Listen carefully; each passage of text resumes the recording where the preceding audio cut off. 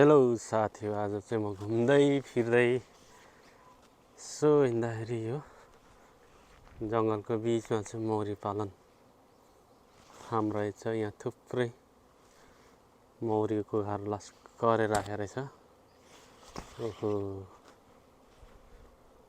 यहाँनिर टन्नै यस्तरी फलामको बेन्चीमा लस्करे राखेको रहेछ।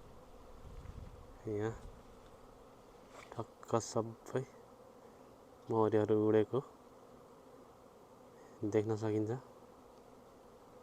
चाहिँ मौरीको मह उत्पादन गर्ने सान्तिनो फार्म रहेछ। यस्तै छ धेरै।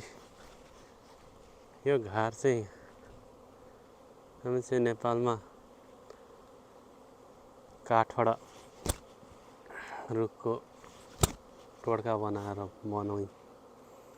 मौरी पाल्ने गर्दछौँ। तर यहाँ चाहिँ यो फोम प्लास्टिकको घार, लवर प्लास्टिकको फोमको घार रहेछ।